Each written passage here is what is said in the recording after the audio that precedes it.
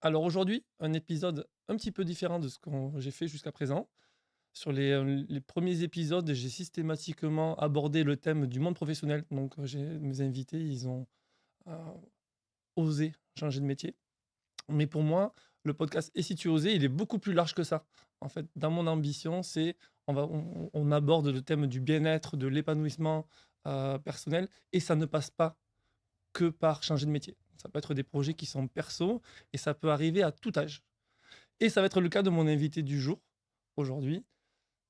Lui, il a fait un projet, personnel à peine sorti de l'école. Je ne sais même pas s'il avait commencé à travailler à cette époque-là, donc il nous le dira, en enchaînant.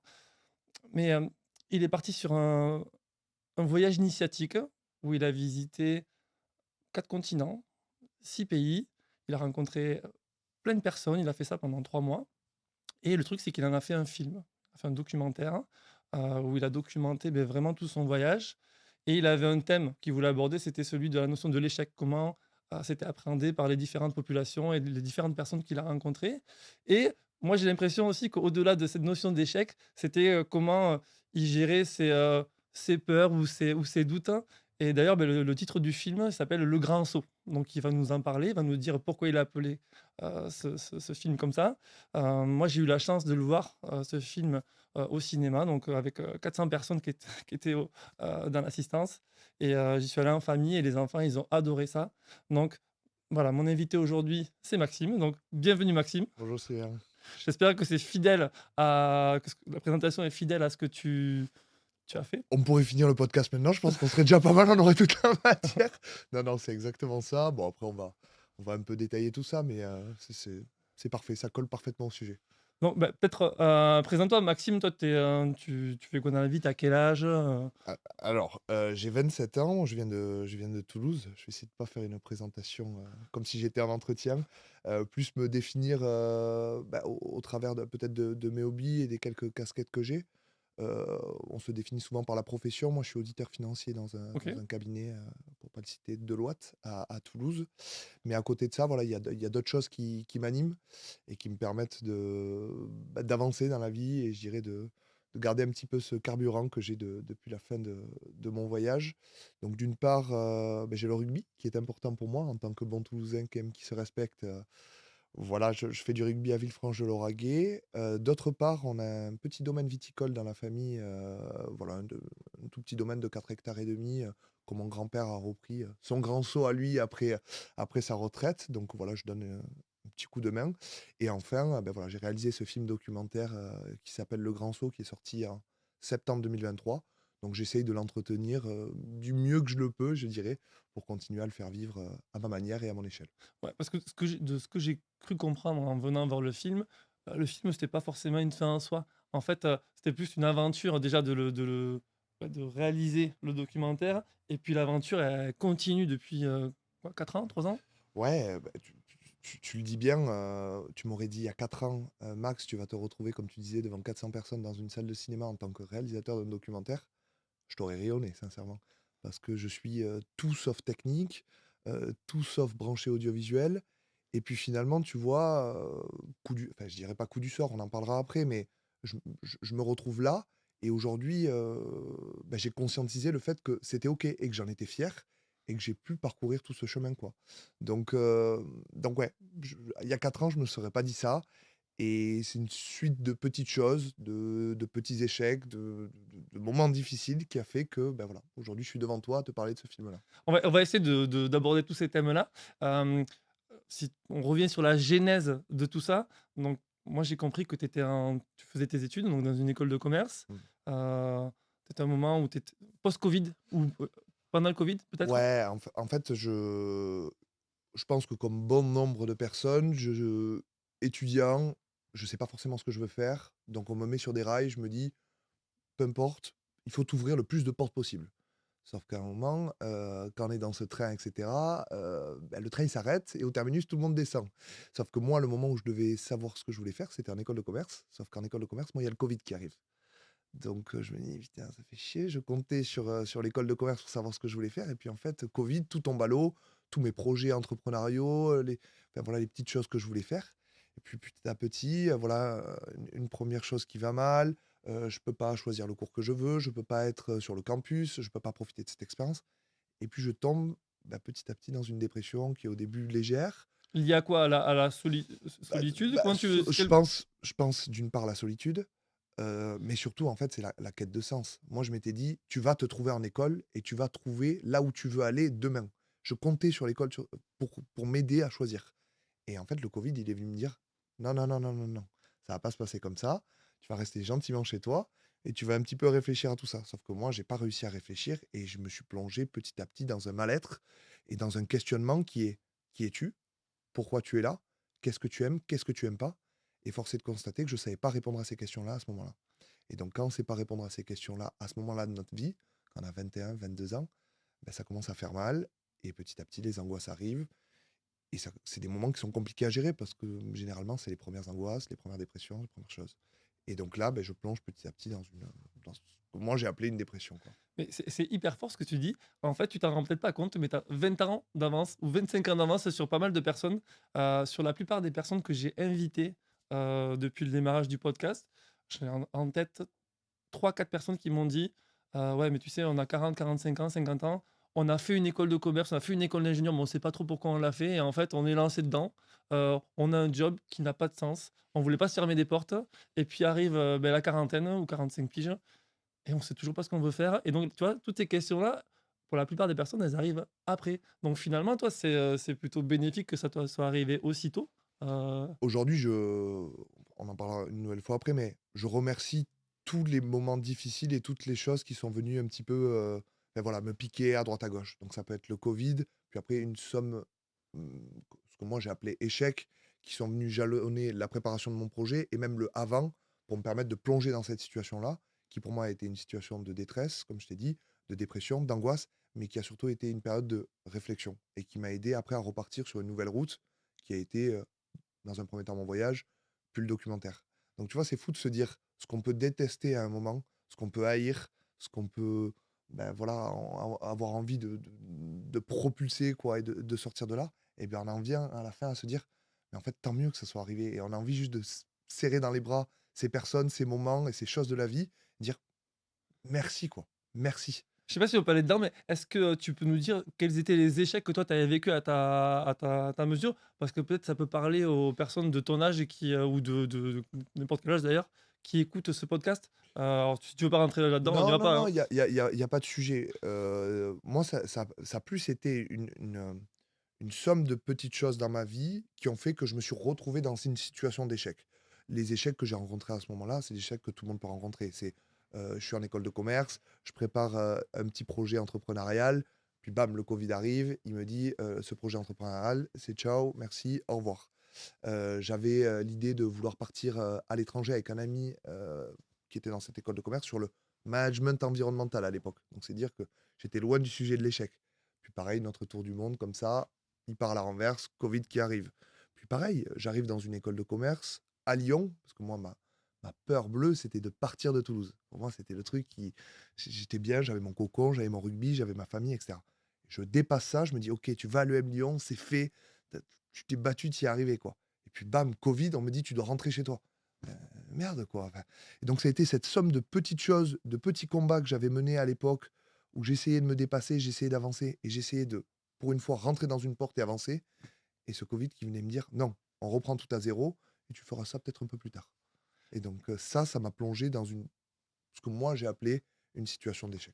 Et hem et donc c'est à ce moment-là que t'es venue l'idée de réaliser ton documentaire, de faire ce voyage donc à plusieurs au départ et puis finalement, de ce que j'ai pu comprendre, tu l'as fait tout seul. Ouais, en fait, à ce moment-là, pareil, je suis situation très compliquée, donc là, arrivent les portes de psy, enfin toutes les belles choses qu'on connaît, on prend des médicaments pour pas être angoissé, enfin bon, voilà, toutes les choses, qu'on n'a pas forcément envie de dire au moment où ça arrive.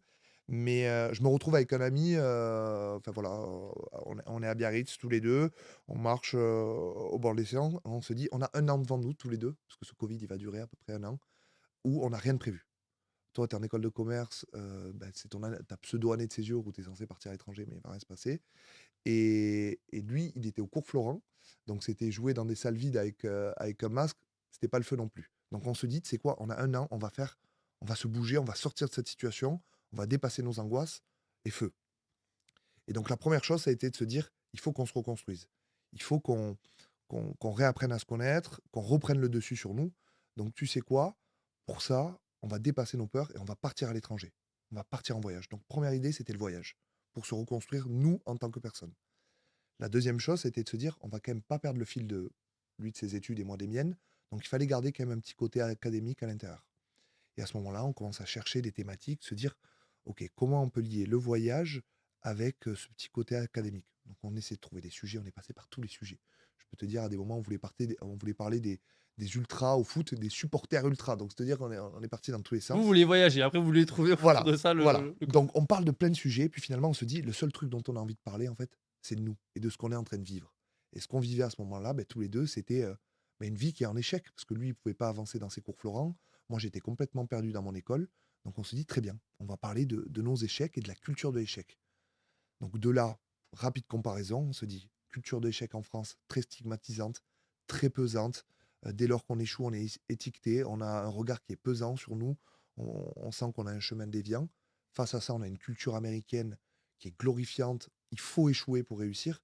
On se dit, c'est quand même fou la différence qu'il y a sur un même mot entre deux pays qui sont, qui sont séparés par un simple océan, quoi. Donc on se dit, si aux États-Unis et en France c'est différent, alors comment ça se passe ailleurs? On a une problématique, comment l'échec est perçu, vécu et défini à travers les pays et les cultures dans le monde. C'est peu parti en fonce, quoi. Mais tout s'est pas passé comme prévu, du coup. normal. Et tu vois, c'est drôle que tu parles de la vision de l'échec entre des différentes cultures. Moi, je l'ai même perçu à mon petit niveau. Des fois, la notion d'échec, elle est différente entre 2 personnes. J'ai lancé un projet entrepreneurial en 2011-2012. Bon, 1re boîte que j'ai lancée, je le fais avec un ami. Ouais. Ça a duré 5-6 ans et hem et c'est marrant parce que tu vois, cette expérience-là, moi, je l'ai vécue comme un succès et lui, il l'a vécu comme un échec. On a vécu la même expérience. Ouais, non, mais c'est. C'est ouf, hein? Et moi, j'en ai fait un levier pour aller beaucoup plus loin, et ça m'a appris énormément de choses. Et lui, il a, finalement mal vécu parce que, voilà, c'est quelle est la définition que tu donnes à un succès et à un échec? Eh ben, c'est la question que je vais te poser. Comment tu le définirais l'échec, toi? Ça m'intéresse. Moi, l'échec, ben, en fait, je vis rarement des échecs, en tant que tels parce que, moi, moi, c'est des moments de vie pour moi, les échecs. Donc je m'en sers pas je me dis pas: je me suis pris un mur» et non, en fait, moi, j'accepte les choses telles qu'elles sont Ok. et j'en prends OK, j'en prends note et je fais avec et je me construis par rapport à ça. Donc tu vois, cette entreprise-là, certes, on n'a pas eu le chiffre d'affaires, le développement qu'on aurait voulu avoir. Tu vois, on a fait une boîte sur Toulouse, on aurait aimé la rendre nationale. Bon, elle est restée toulousaine et puis à la fin, on s'est fait racheter. Est-ce que c'est un échec ou est-ce que c'est un succès? Beh, pour moi, en fait, j'ai tellement appris sur ces 5 années que c'est un putain de succès.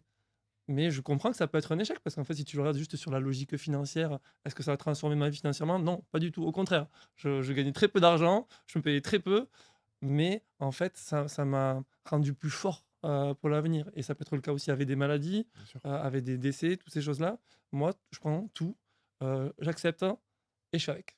Faire de l'échec et la réussite une seule et unique chose qui passe, quoi. Quelque chose de, enfin voilà, qui est éphémère et qui, de toute façon, va s'arrêter et il y en aura d'autres. Il y aura des mouvements qui vont continuer, etc. toute la vie, quoi. Voilà, en tout cas, ça, c'est ma vision personnelle, Ok. albigeoise et toulousaine. Mais toi, tu vas nous en dire plus sur la vision de l'échec de toutes les personnes que tu as pu rencontrer. Donc, on a dit 4 continents, je crois, 6 Ouais. pays. Ouais, alors ça a été la Norvège, ça a été les États-Unis, ça devait être la Colombie, mais finalement ça a été le Vietnam, ça a été l'Indonésie, le Népal et Madagascar. C'est ouf. Donc voilà, voilà, il y a eu cette idée de déjà faire ce tour du monde, juste cette notion de tour du monde. eh, Quand on l'a, enfin voilà, il y a quelque chose d'excitant là-dedans. Je voulais faire le tour, peu importe la manière, il fallait que je fasse le tour, se dire ok, je l'ai fait. Et après, évidemment, il y avait cette volonté d'aller dans des cultures différentes, d'où les 4 continents. Et après, comme c'était aussi un projet à visée initiatique, je m'étais mis des défis, en fait. J'ai pas choisi les pays de base. Je me suis dit: «OK, je veux par exemple», il y avait des défis personnels, je veux voir des aurores boréales ou alors je veux traverser un pays, d'est en ouest et à partir de ces défis-là, je choisissais un pays pour pas que ce soit, la carte postale, je veux aller à tel endroit et cetera et ça m'imposait que dans chacun de ces pays, je réussisse ce petit défi que je m'étais lancé. C'est pour ça que je trouve que tu as 2 notions finalement dans ton documentaire. Tu as ce côté j'y vais avec pour avoir la définition de l'échec des différentes cultures. Ouais. Et tu as ce côté très personnel Ah ouais. où on voit que ouais, tu vas faire tes petits défis. Et sur ton premier voyage, je crois que c'est en Norvège, on a l'impression que le premier défi, déjà, c'est d'aller parler aux gens. Ah oui, non, mais le défi, il était partout. Le défi, il a été de se lancer, déjà de se dire, «OK, go dans ce projet». Le défi, on en parlait tout à l'heure, il a été de se dire, «OK, je continue» malgré le fait que, la personne qui s'était lancée avec moi, Maxime, des cours Florent, hein, dont je parlais, il m'est lâché au début du projet pour une expérience professionnelle.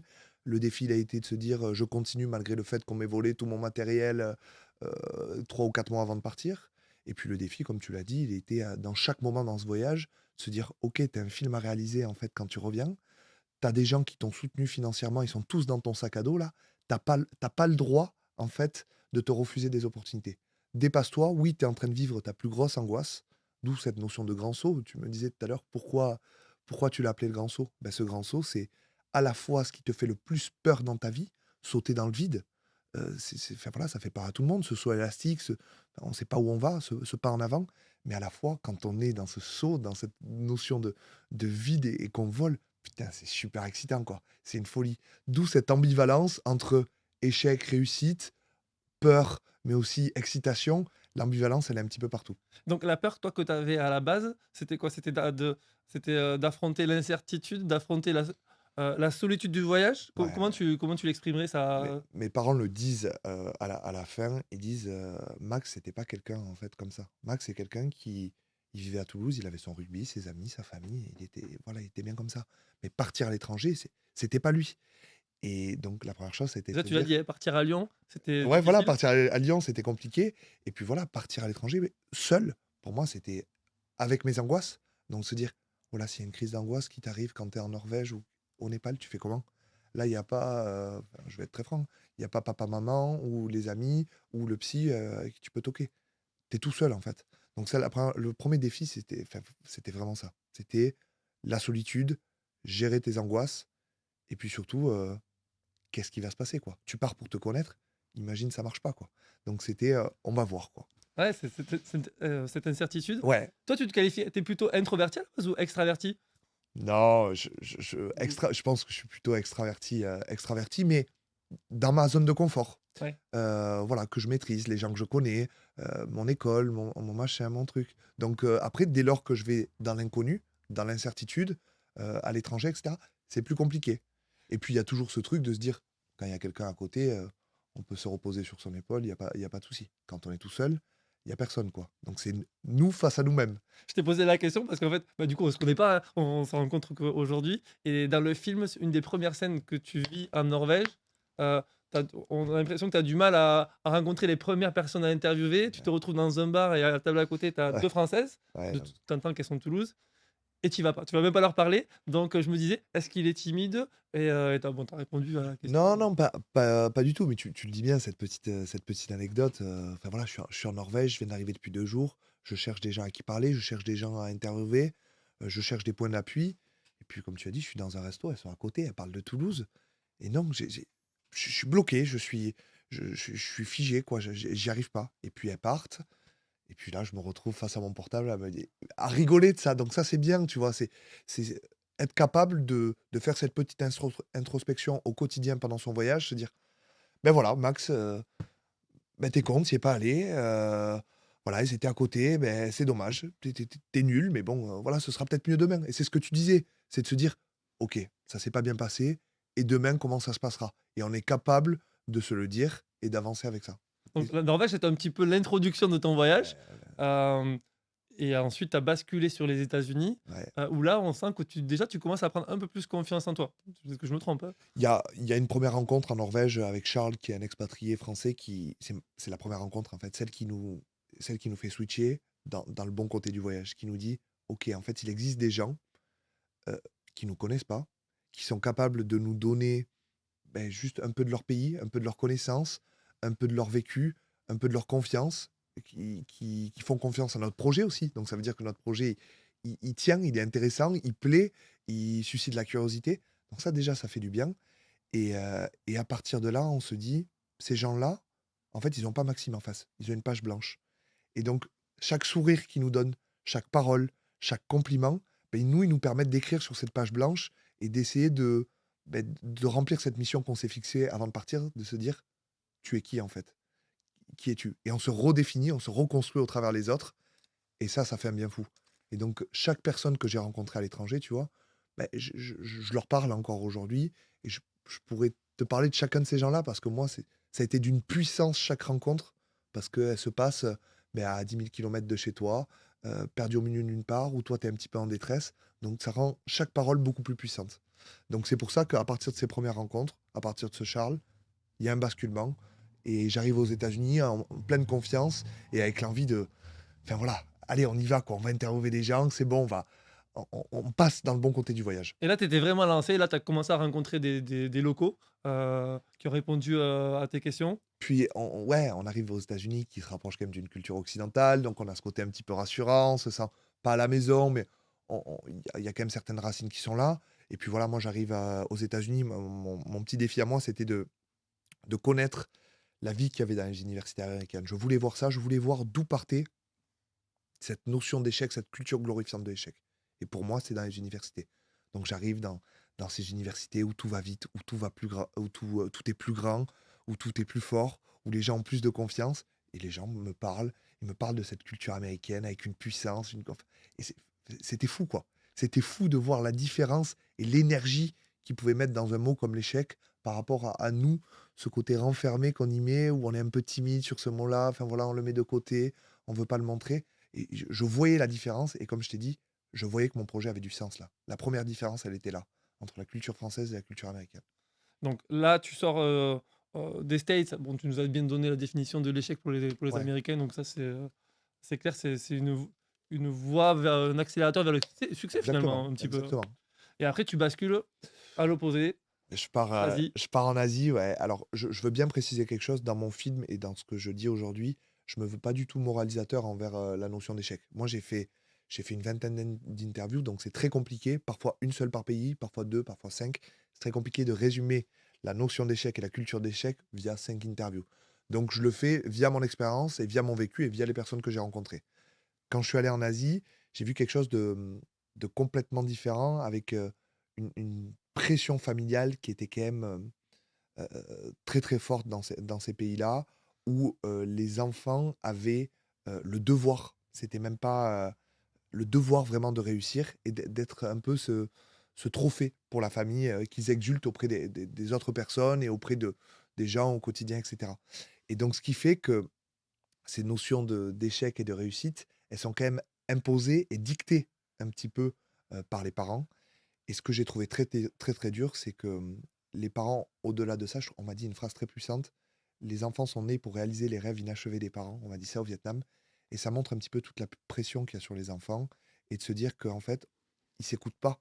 Ils écoutent leurs parents et c'est comme, peut-être nous en France où on se réveille à 30, 35, 40, 45 ans, où on se dit: «Ouais, mais en fait, j'ai écouté mes parents, mais moi, qu'est-ce que je veux au fond? Qu'est-ce qu'il y a au fond de moi?» Est-ce que je me suis déjà écouté une seule fois pour me dire, «J'ai envie d'aller dans cette école, j'ai envie d'aller dans ce métier, j'ai envie de m'habiller comme ça, j'ai envie de me marier avec telle personne». Oui, c'est un petit peu ancestral, mais c'est comme ça que ça se passe là-bas. Donc aujourd'hui, avec la mondialisation et les pays qui s'ouvrent de plus en plus, les choses changent, mais on sent que ce changement est quand même assez lent et qu'il y a encore beaucoup de choses à rattraper. Et c'est vrai que moi je trouve que ce que tu viens de dire, de l'Asie, c'est très vrai en France, hein, en fait, hein. On est, la conséquence souvent des choix aussi, de nos parents qui nous ont influencés à aller vers, quelque chose qui les rassure à eux, en fait. Et heu et c'est là où on se retrouve 15 20 ans après avec, toutes ces personnes qui sont en quête de sens et c'est hyper difficile. Mais alors, c'est mal dit ce que je vais dire, mais quelque part, c'est rassurant de se dire, on n'est pas les seuls en France. Ça se passe, aux États-Unis, ça se passe aussi comme ça, derrière un peu cette surconfiance. On le dit toujours, derrière quelqu'un qui a beaucoup de confiance, beaucoup de sourire, qui en fait des caisses et cetera, il y a souvent quelque chose qui se cache derrière et derrière le rideau, enfin voilà, il y a souvent un petit peu de traumatisme. Mais je pense que c'est pareil aussi, au Vietnam. Mais voilà, derrière, des enfants qui se font un peu dicter, leur vie et leurs principes et cetera par des parents, mais pareil, derrière le rideau, il y a des choses à aller chercher et le tout, c'est trouver cette manière d'ouvrir ce rideau, trouver ce grand saut, comme on a dit, trouver cette opportunité, trouver, voilà, ce petit facteur X qui va faire qu'on va basculer dans quelque chose de personnel qui va nous aider à nous réaliser et à nous connaître, quoi. Toi, tu sens que ça t'a transformé à chaque fois que tu avais ces rencontres-là? Est-ce que, toutes ces rencontres, que ce soit aux States, Ouais. en Asie ou autre, il y a des choses dont tu te sers encore maintenant, 3, 4, 5 ans après? Bah, alors déjà, je vais te dire, dès lors qu'aujourd'hui il y a des angoisses ou des choses qui arrivent, je me remets mon film le soir pour te dire: «Rappelle-toi d'où tu viens un petit peu et ce que tu as fait avant de te plaindre aujourd'hui» et enfin voilà, donc ça, c'est déjà une première chose, se rappeler de tout ce qu'on a fait et de tout le chemin qu'on a parcouru. Donc oui, ça me sert et puis au-delà de ça, je, j'en parlais encore très récemment, je me considère, alors c'est pas en me lançant des fleurs que je dis ça. On parle beaucoup d'entreprises à mission aujourd'hui de par, ce qu'elles peuvent réaliser en termes de RSE et cetera. Mais je pense qu'aujourd'hui, toi comme moi, toi au travers de ton podcast, moi au travers de mon film et demain, je sais pas ce que ce sera, je pense qu'on peut se dire qu'on est des hommes à mission. Des hommes avec un petit H, mais aussi des hommes avec un grand H, parce qu'il y a des femmes aussi qui portent des projets bien à eux. Et moi, aujourd'hui, au travers de mon documentaire, beh, j'ai envie d'essayer d'empêcher des personnes de passer par la situation par laquelle je suis passé et d'essayer de leur servir peut-être de tremplin. Si j'aide, je m'étais dit, si j'aide rien qu'une personne, j'aurais réussi. Donc, ce message-là que je véhicule, ben, je le dois à toutes ces personnes que j'ai rencontrées, à tous ces mots qui viennent jalonner mon documentaire, toutes ces petites citations, mais qui peuvent paraître assez simplistes quand on les entend comme ça, mais qui, dans un documentaire, au moment où je les ai entendues, prennent tout leur sens, parce qu'elles arrivent au bon moment dans la vie. Donc je pense que suivant la phrase qu'on entend, comme tu as dit, tout à l'heure, pour un même moment qui peut être échec ou réussite pour une personne, bah, une même phrase peut être source de tremplin pour une personne à un moment dans une vie et cette même phrase à un autre moment, bah, juste elle peut juste passer, tout simplement, à plat et ne rien faire.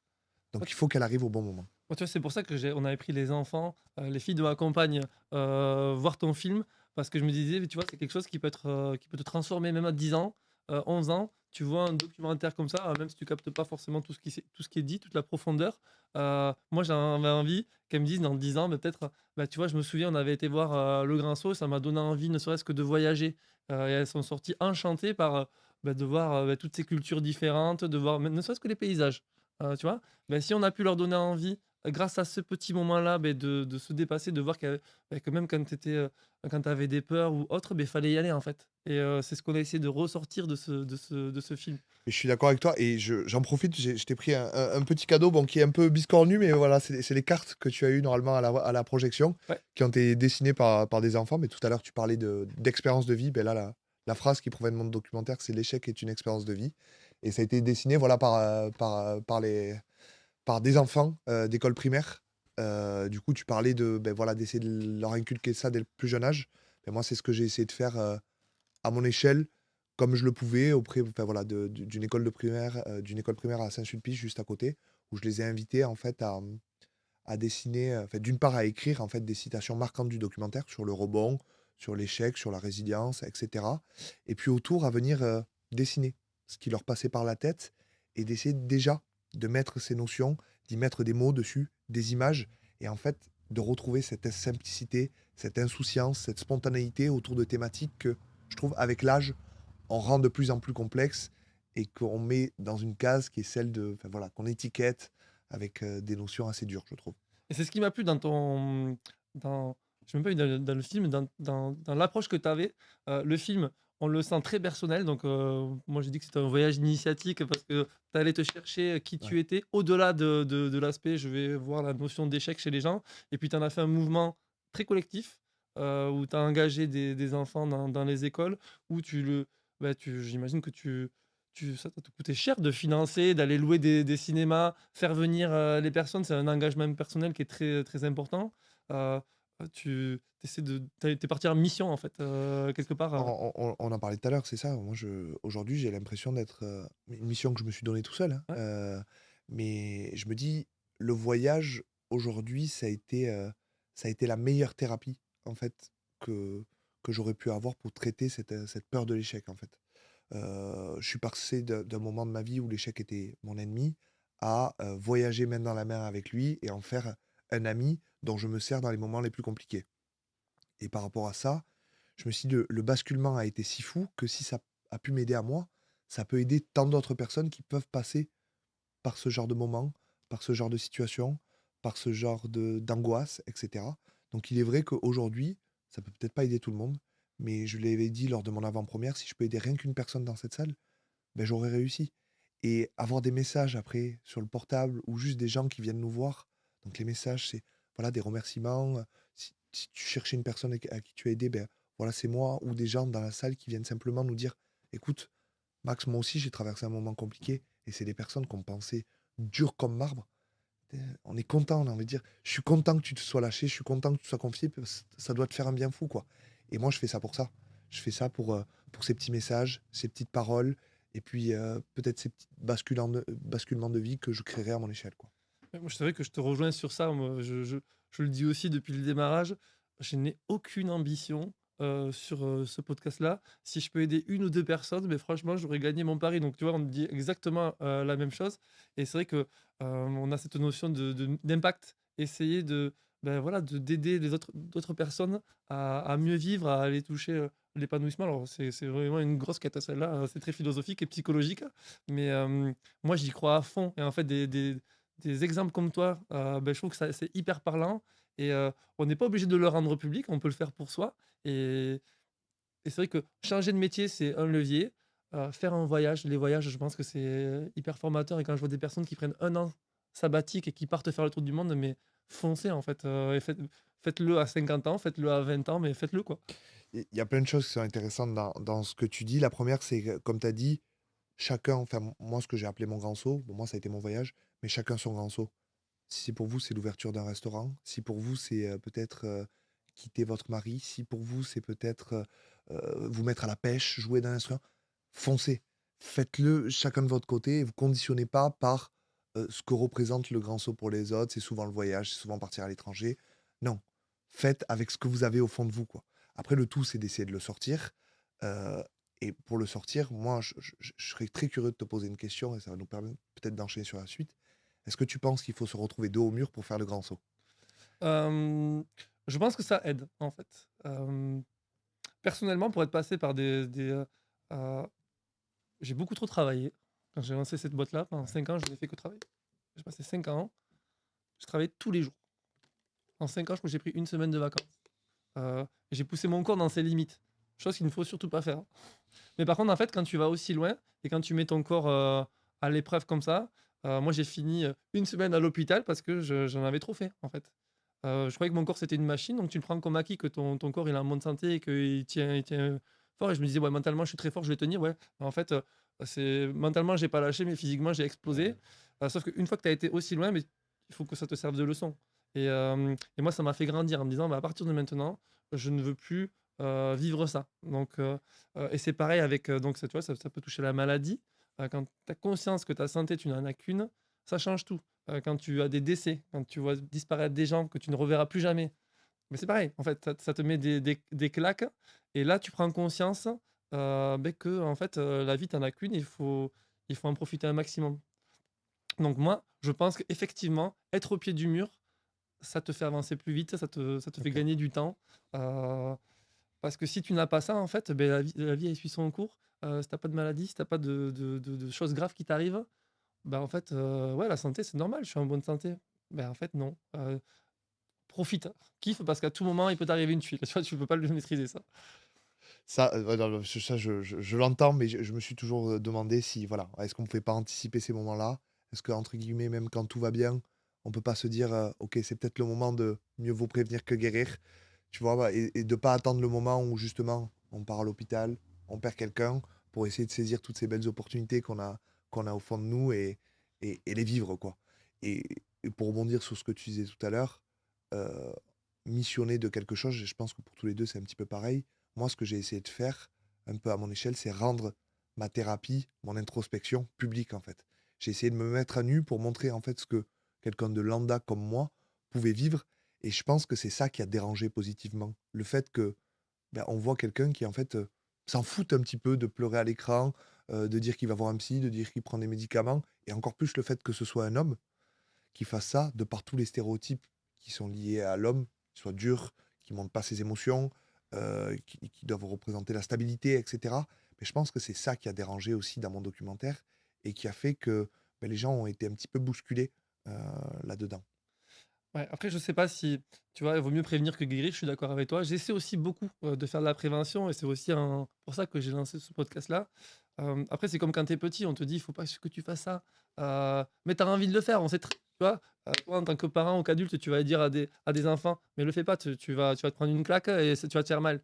Bah, qu'est-ce que tu fais? L'enfant, il a qu'une chose envie de faire, c'est de se lancer et de se péter la gueule et après, il sait que maintenant, il ne doit plus le faire ça, tu vois? Donc c'est hyper difficile à jauger donc ben, moi j'essaie maintenant, prévenir, je trouve que j'ai envie de le faire, mais je trouve que ça a peu de résultats, donc je vais sur des signaux faibles. Donc bah, au travail maintenant je peux voir, quelqu'un qui est pas épanoui, qui a des, ouais, quels sont les signaux qui font que tu dois ouvrir les yeux sur le fait que tu es pas bien, en fait. Voilà, tu vois? J'essaie de le prendre à ce moment-là, c'est déjà un petit peu trop tard, mais peut-être que la personne, c'est bah, voilà, j'ai pas envie qu'elle finisse à l'hôpital. Donc maintenant, c'est ma mission, c'est un peu celle-ci, tu vois? Je l'ai très mal exprimé, mais j'espère que tu as compris. Non, non, mais c'est hyper intéressant ce que tu dis, ça me fait penser à quelque chose où il y a effectivement les impératifs de la vie qui sont financiers, qui sont, tout ce qui sont payer les loyers, être là pour sa famille et cetera. Donc avoir quand même cette stabilité qui est importante. On ne peut pas faire le grand saut à n'importe quel moment. Ça, je suis pas d'accord. Il y a quand même enfin voilà, il faut quand même se dire, il y a quand même des choses à satisfaire. Il faut quand même le préparer de la meilleure des manières pour limiter les risques. Mais à côté de ces impératifs de la vie, je pense qu'il faut savoir de nouveau écouter l'enfant au fond de nous. Et je trouve qu'on le perd trop de par toutes les limites, toutes les choses qu'on nous inculque d'un point de vue sociétal. Et savoir écouter cette petite voix qui est au fond de nous, cet enfant qui, mais en fait, qui est excité par le fait de se casser la gueule, et essayer de le retrouver, de le refaire sortir et de lui dire: t'es encore là en fait, on est encore tous les deux, et viens, on fonce, et viens, on va se casser la gueule tous les deux. Et sur un malentendu, ça passe quoi. Viens, on fait du vélo pour la première fois, ben sur un malentendu, on tient sur le vélo et on fonce quoi. Et on kiffe notre truc. Donc tu vois, Et du coup, toi à 27 ans, si j'approfondis ce sujet-là, à 27 ans, tu travailles tu es auditeur financier, ouais, est-ce que tu kiffes ton job? Est-ce que, c'est non, dur, je vais avoir des problèmes. va pas non, va pas défaut Non, mais je non, mais rigole, il y a pas de souci, il y a pas de on se souci. comprend, mais est-ce que, quels sont tes rêves, en fait? Est-ce qu'il y a des choses que tu aimerais faire que tu oses pas faire? Alors c'est pas forcément l'an prochain, mais sur les années à venir, là? Je vais être très transparent. Aujourd'hui, je suis auditeur financier, je suis rentré, dans ce métier-là au début par cheminement. J'ai fait une école de commerce, j'ai fait un stage en audit, donc il fallait que je fasse de l'audit. Heu, le voyage qui m'a appris, c'est tirer du positif dans tout. Comme tu as dit, ça doit se passer dans la vie, donc quelque part, si je suis là, de toute façon, tu y es, donc tire-en du positif et tu verras ce que tu en feras. Maintenant, est-ce que c'est ma passion? Non. Aujourd'hui, par contre, je me sens vraiment aligné quand je parle de ce que j'ai vécu au travers de mon documentaire et de toutes les petits défis que je me suis lancé à côté. Donc il est vrai que si j'écoutais le petit enfant que j'avais au fond de moi, ben oui, je me lancerais là-dedans. Je me lancerais dans toutes ces missions au travers de mon documentaire, peut-être d'un podcast que je créerai demain et de toutes ces petites choses. Maintenant, aujourd'hui, j'ai pas une situation suffisamment stable pour me permettre de faire le basculement entre les deux. Donc le rêve, il est là, peut-être de continuer là-dedans, peut-être de faire un deuxième documentaire à un moment, on ne sait pas. Mais m'écouter quoi. Écouter et suivre cette voie que je suis en train d'emprunter, suivre cette mission que je me suis lancée, continuer à aider des gens comme j'ai pu le faire, au travers des différentes projections que j'ai fait. Il est là le rêve, elle est là l'inspiration, et il est là le chemin. Maintenant, piano. Non, mais tu as totalement raison et et tu disais à la fin, de la projection là au cinéma, il y avait des questions-réponses. Tu disais que tu aimerais bien lancer un podcast, Ouais, autour de la santé mentale. Heu, moi ça me parle parce que la santé mentale, c'est l'enjeu numéro un des DRH, pour l'année 2025. Ça touche, énormément de personnes et et la question que j'ai envie de te poser, c'est donc toi tu as un métier, donc tu ouais, es auditeur financier, c'est un métier quand même très exigeant, hyper, pointilleux, tu travailles pour une très grosse boîte donc j'imagine que tes clients ils sont c'est des clients de haut niveau. Tu as ton aventure personnelle que tu fais vivre, donc ouais. le grand saut. Tu as la passion du rugby. Comment tu fais pour, allier tout ça, rester en bonne santé mentale? Est-ce que tu as préservé ta santé mentale? Si oui, comment tu fais? En fait, ce qui est très compliqué, et j'ai eu la discussion avec une amie pas plus tard qu'hier, et qui me disait: «Max, tu as trop d'informations». Donc c'est trop d'informations, en fait, à chaque fois qu'il y a une information, il y a une question à côté. Donc il y a un questionnement qui est perpétuel et qui, en fait, ravive et donne cette énergie de devoir continuer. Je suis toujours en quête, en fait, non seulement de moi, mais de tous ces sujets un petit peu sociétaux qu'il peut y avoir autour de nous. Donc je pense que c'est ça qui me donne cette envie d'avancer. Maintenant, je m'aperçois qu'on ne peut pas tout gérer en même temps. On ne peut pas être expert partout. Et il y a des moments où il faut faire des choix. Et aujourd'hui, moi, je vais être assez dur avec moi, mais ces choix, je les ai jamais faits. Donc, ce qui fait que voilà, je mets le pied dans tous ces petits lacs qu'il y a autour de moi. Je patauge un peu, mais je rentre jamais en profondeur dedans. Et j'aimerais bien demain pouvoir être capable de me dire, OK, rends-toi expert quelque part. Et puis après, tu seras capable, de par cette expertise que tu as là, de l'appliquer à tous les gens, à tous les champs qu'il y a autour de nous. Donc, pour l'instant, je tiens le coup, mais je pense qu'il y a un moment où il faudra faire des choix parce que c'est difficile d'être partout. Bah, ouais, c'est ça, mais donc est-ce que mentalement, est-ce que tu te préserves mentalement? C'est ça ma question. En fait, Est-ce que quel est le niveau de ta santé mentale? la- De 1 à 10, 1 ça serait tu une san tu en galère totale, 10 c'est, tu au top du top, tu es hyper, à l'aise et tu es au top. j'en ai pas encore sorti des jokers, donc je vais dire joker.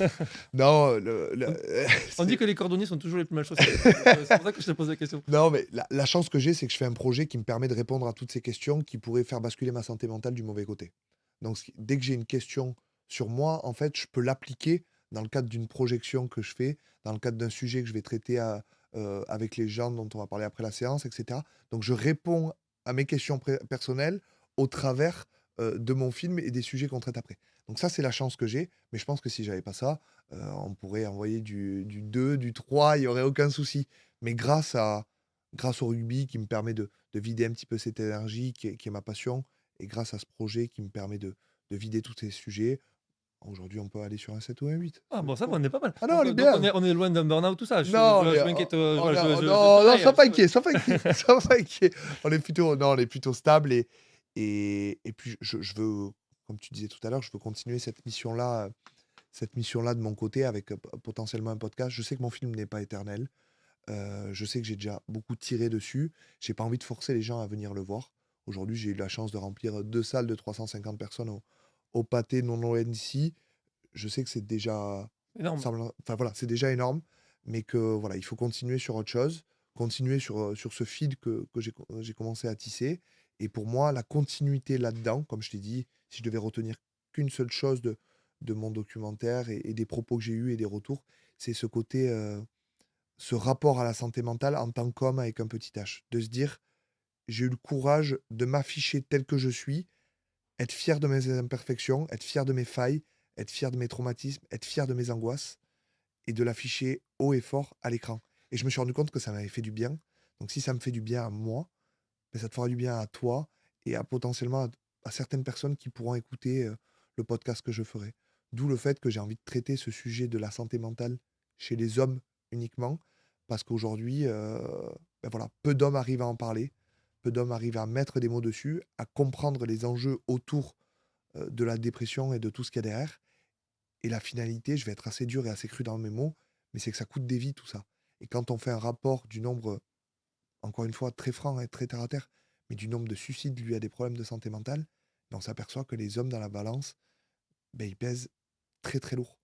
Et je trouve pas ça normal en tant qu'homme de se dire pourquoi on pèse plus lourd dans la balance euh, que les femmes, par exemple. Mais au même titre que des inégalités de salaire, pour moi, c'est 50-50. Mais pourquoi sur des sujets comme les suicides liés à la santé mentale, ben, c'est pas 50-50 aussi. C'est injuste et on doit être capable d'en parler et de rendre ce sujet ben, non tabou et pouvoir sauver des vies grâce à des petits projets comme le mien, comme le tien et comme tant d'autres personnes. Ouais, mais je suis d'accord avec toi. Moi, je le vois au niveau du travail, dans l'équipe, souvent, quand on fait des réunions, on essaie de conscientiser les émotions, qu'on peut avoir. C'est important de savoir, en fait, quelle est l'émotion de la personne qui t'entoure. Alors au niveau professionnel, mais aussi au niveau personnel. Totalement. Que chacun soit capable de dire, beh, quelle est l'émotion, que j'ai aujourd'hui ou en ce moment et voilà. Si déjà tu arrives toi-même à mettre un mot dessus, bah, franchement, tu fais un bon pas en avant, hein. C'est ce que je pense que c'est ce que tu as su faire et ça t'aide. Mettre des mots sur nos émotions, mais comme tu as dit, ce qui est important, c'est arriver à mettre des mots sur les émotions de la personne qu'on a en face de nous. Le collègue qu'on a à côté, l'ami qu'on voit tous les jours, le parent, la sœur, le cousin. Parce qu'en fait, derrière ben, ces personnes-là qu'on pense connaître, ben, il y a souvent, ben, comme on a dit, un rideau, en fait. Et derrière ce rideau, il y a souvent des choses qui sont enfouies. Et que nous aussi, on a voilà, cette petite mission à notre échelle de devoir un petit peu l'aider à sortir ce rideau et à sortir toutes ces choses qui peuvent le déranger pour peut-être l'épargner voilà, d'une petite dépression, d'un burn-out ou de toutes ces choses qui peuvent arriver. Et est-ce que tu as encore des peurs, contre lesquelles tu luttes? Moi, je vais sur tous ces sujets, moi j'y vais, je fonce. Oui, oui, oui, il y a toujours des peurs, pour être très franc, je continue ma thérapie aujourd'hui et je suis hyper content de la faire. On n'est plus dans de la guérison d'angoisse, on est dans mieux vaut prévenir que guérir. De se dire, OK, si tu as été angoissé à un moment dans ta vie, si tu as eu des peurs, à quoi ces peurs sont dues? Donc, je pense qu'il y a toujours cette peur, du futur, cette peur du lendemain, cette peur de cet inconnu qui est encore là. D'où le fait que parfois je me dis, «Oh, tu parti tout seul à l'étranger, rends-toi un peu fier de ce que tu as fait». Donc cette peur-là, elle est toujours présente de se dire, qui tu seras demain, avec qui tu seras demain, où tu seras demain. Cette incertitude dont on parlait tout Ouais. à l'heure, elle est encore omniprésente et quand elle arrive, j'essaie toujours de me dire: «Vis ce moment présent», enfin voilà, raccroche-toi à ce que tu es en train de créer, à l'aide que tu es en train de donner aujourd'hui et à l'impact que tu as sur les gens autour de toi et avance avec ça. Sers-toi-en comme énergie et ça permet souvent de se recentrer. Et ton moteur en ce moment, c'est quoi? Donc c'est cet ensemble de projets? Est-ce que c'est le challenge, ton moteur, toi? Non, le challenge, c'est peut-être pas très bon de dire ça, hein, mais c'est un problème. Le challenge, c'est les autres. Aujourd'hui, c'est l'impact, que je peux avoir sur les gens, le sourire que je peux donner peut-être, après une discussion, la remise en question que je peux donner après une projection, enfin voilà, toutes ces choses liées à l'impact des différents projets que je porte, heu, sur l'autre. Heu, Ça pour moi, c'est ce qui me fait un peu avancer, c'est ce qui me fait sourire et c'est ce qui me fait grandir surtout.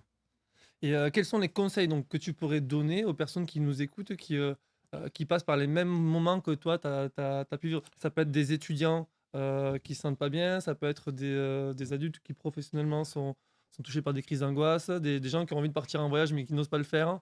Ça, c'est large en fait comme question. Ouais, tu l'as déjà toi ce concept, je l'ai donné là lors de ma dernière projection. C'est pas forcément quelque chose qui vient de moi, mais c'est quelque chose que j'ai ressenti. C'est de vivre de la même manière et avec autant d'intensité les bons comme les mauvais moments. Les moments d'angoisse comme les moments de bonheur. Parce que si on est pas capable de vivre ces moments durs, ces moments difficiles, ces moments de peur, ces moments d'angoisse, ces moments de pleurs et cetera, et bien, en fait, on ne sera pas capable de vivre avec intensité ces moments de joie qui arriveront par la suite. Parce que c'est en se rappelant de ces moments de faiblesse, quand on est tout en haut, que ça rend les choses plus intenses, ça rend les choses plus fortes et et c'est là qu'on sera heureux et qu'on voit tout le chemin parcouru. Par contre, si on est dans des moments durs et qu'on met tout de côté, qu'on n'est pas capable d'accepter ce qui se passe, pas capable d'accepter l'échec, on dit souvent ça. La première étape dans l'échec, c'est de l'accepter. Mais là, ce sera plus compliqué. Parce que quand on va sortir de là, eh bien, on n'aura pas vu tout le chemin parcouru, on ne sera pas capable de le ressentir et on ne vivra pas avec autant d'émotions ce moment de réussite par la suite. Donc pour moi, c'est voilà, vivre de la même manière et à la même hauteur ces moments de réussite comme ces moments d'échec.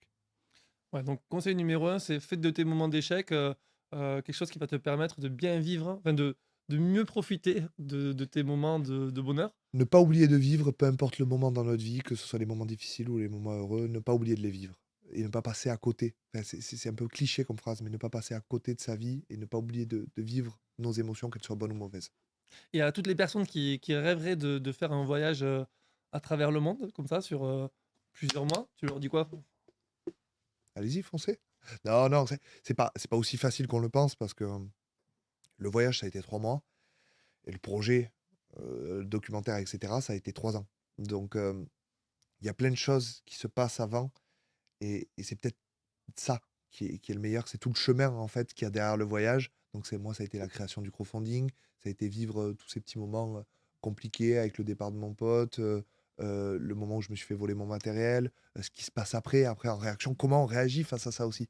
Se connaître dans ces moments de préparation du projet, voilà, être capable de se dire: «Je me suis débrouillé tout seul pour faire quelque chose que je pensais pas du tout, fait pour moi». Donc le voyage, c'est pour moi, c'est la finalité. Mais c'est tout ce qui se passe derrière, il est peut-être là le vrai voyage, tu vois? C'est le avant, le après, tout ce chemin qu'il y a autour. Et est-ce que tu serais prêt à quitter Toulouse un jour? Heu, Il le faudra de manière éphémère ou de manière, plus longue, Tu je pas sais pas. d'obligation, hein, pourquoi il le faudra? Il y a pas de Non, non, je pense qu'il le faudra parce que si je veux continuer à à vivre de la manière dont j'ai commencé à vivre aujourd'hui, donc c'est-à-dire, expérimenter, toucher, vivre et cetera. Voilà, il faudra, s'ouvrir et continuer, le travail que j'ai commencé à faire. Mais voilà, pour l'instant, comme on a dit, piano et on verra ce que nous réserve demain, au travers de ce projet, au travers de des choses qui se passent dans ma vie. Est-ce que, les personnes qui nous écoutent, elles ont une possibilité de voir Le Grand Saut? Est-ce que ça se passe uniquement au cinéma? Ou est-ce qu'à un moment donné, on va pouvoir y avoir accès, Non, sur YouTube ou sur des choses comme ça? bah, tu dois le connaître aussi. C'est compliqué de gérer un projet tout seul. Donc il y a, ben, voilà, le montage, organiser, l'entrevue, la préparation, toute la communication qu'il y a après et cetera. Beh, pour moi, c'est pareil parce qu'aujourd'hui, j'ai fait le choix de tout gérer tout seul. De même si je fais pas les choses très bien, ben, c'est moi. Donc c'est à l'image de mon documentaire, la communication derrière et tout ce qu'il y a. Donc ça prend du temps et c'est vrai que, bah, aujourd'hui, j'avance pas à pas. Je me suis dit que cette projection à Toulouse, à laquelle tu étais, c'était la dernière, parce que j'avais envie de refermer un premier chapitre et de me dire: «Bon, ben, on part sur autre chose». Les projets de demain, c'est peut-être faire une projection à Paris, de par ce que ça représente Paris et le film. Pour moi, c'est un petit rêve de gosse, quoi, de se dire: «Je vais projeter mon film à Paris», peu importe la salle, peu importe avec qui. Mettre ce film dans des festivals. J'expliquerai après pourquoi je dis ça, mais auprès d'un public peut-être, un petit peu plus acquéri sur l'aspect audiovisuel et puis aussi, permettre à mes réalisateurs peut-être de décrocher certains prix parce que, enfin mes co-réalisateurs, j'en serais pas là, sans eux, donc il y a aussi cette manière de les remercier, de pouvoir tenter cette expérience-là et heu et après ça, bah, il sera temps de les mettre peut-être sur des plateformes pour permettre à des gens qui sont à d'autres endroits, dans d'autres pays, de pouvoir le voir. Et si je le fais pas aujourd'hui, c'est que tout simplement, si je mets mon film sur YouTube ou sur des plateformes, je perds les droits, en fait, qui sont liés à ça. Et donc, je peux plus faire des projections dans des cinémas ou alors le mettre dans des festivals. Donc, step by step, voilà, j'avance et je continue à vivre cette aventure avec mon documentaire. Donc si les dizaines de milliers de personnes qui regardent ce documentaire, je suis jamais dans l'exagération, si donc les personnes qui regardent Pour l'instant, c'est pas cet possible. épisode, donc ils peuvent pas, voir, Le Grand Saut. Par contre, ils peuvent te suivre peut-être sur les réseaux sociaux, c'est Exactement, intéressant? ouais, voilà. Aujourd'hui, ce que je conseille, c'est de me suivre, bah, on est partout. On est sur Facebook, on est sur LinkedIn, on est sur Instagram, Ils tapent on quoi, est ton nom et ton prénom, nom? ouais, alors ça peut être moi, Maxime Rock en tant que personne et après ils seront rapidement redirigés ou alors Le Grand Saut, sur toutes, les plateformes, Le Grand Saut, le documentaire, sur LinkedIn et puis, ils seront au courant de toutes les avancées, de tout ce qui se passe, lié à mon projet de manière assez simpliste, hein, comme quand j'étais en voyage, voilà, face cam, mais voilà, c'est comme ça que j'aime communiquer et que j'aspire à entretenir la relation avec, ma petite, audience à mon échelle. Et je vois que le temps tourne. Est-ce que tu as quelque chose que tu aimerais rajouter, des choses qu'on n'a pas abordées, que dont tu aurais aimé parler? Si tu as as, bah, vas-y, c'est le moment. Alors, pas forcément, juste déjà d'une part te remercier, parce que je trouve que, enfin moi, il y a beaucoup de gens qui m'ont remercié de faire ce que je faisais, mais voilà, te remercier à toi aussi parce que tu t'es lancé un petit défi, ça te prend de ton temps personnel, de ton argent personnel. Il faut le dire, toutes ces choses-là, et puis même, c'est pas donné à tout le monde de créer un podcast, donc j'ai un respect pour ce que tu fais. Je suis en train de le faire et je sais que voilà, c'est très, très dur, donc vraiment bravo pour ce que tu fais et tu m'as dit au début, on est que 80 pour l'instant sur Insta. Ouais, mais c'est peut-être, sur ces 80 personnes, mais c'est peut-être 10 personnes que tu as aidées, donc il y a pas forcément de chiffres et je suis persuadé que ça marchera et pour moi, je l'ai mis au dos de la carte, c'est non seulement un plaisir, mais un honneur d'avoir été invité, donc voilà, une nouvelle fois merci et j'espère que ça se passera bien, pour ce podcast-là. Donc ça, c'est la première chose et puis la deuxième, bah, c'est peut-être c'est dire à tous ces gens, qui nous écoutent et volontairement, je te regarde pas à toi, je regarde la caméra, c'est croyez en vous parce que comme j'ai dit au début, il y a 3 ou 4 ans, jamais j'aurais pensé être, non seulement, dans une salle de cinéma à remplir 350 places ou au micro avec toi Sylvain, à parler de cette expérience-là. Donc on ne sait pas ce qui peut arriver. On parlait de définition de l'échec au début. Moi, l'échec, je le vois vraiment comme, ben voilà, on arrive, avec notre voiture, avec nos valises et cetera, nos expériences passées, sur un rond-point et ce rond-point, ben voilà, on n'a pas de GPS, on ne sait pas où on va, il y a plein de routes qui s'ouvrent à nous et à un moment, ben, il faut choisir une route. On ne sait pas si ce sera la bonne ou pas, mais voilà, elle va nous amener quelque part et ce quelque part, ben, j'espère, pour vous que ce sera la réussite. Si c'est pas la réussite, ce sera l'échec. Mais après chaque petit échec, je suis persuadé qu'il y a un peu de lumière qui s'ouvre et qui fera que votre vie de demain, elle sera sans doute meilleure que celle d'hier. Donc voilà, croyez en vous. Bah, merci Maxime. Je vois pas comment je peux rebondir sur ça. Magnifique conclusion. Merci d'avoir accepté l'invitation, d'être venu sur le podcast. Avec grand plaisir. Et tu m'as dit de dire un truc au début. Et il faut faire une petite conclusion. Il faut dire aux gens de s'abonner là. C'est bon, je l'ai en tête. Ah, Parce qu'en parfait. fait, tu m'as fait une transition magnifique. Maxime, il l'a dit, je suis en galère d'abonnés sur les réseaux sociaux, mais c'est pas grave. Donc, ce que tu vas faire, clairement, c'est à la fin de cet épisode, donc dans 2 secondes, tu te connectes sur Instagram et tu vas t'abonner au compte. Et si tu oses, c'est aussi simple que ça. Donc, merci à toi et à très vite. Ben, merci beaucoup. On est bon niveau timing, on est bien là. Bah oui, bah écoute, hein,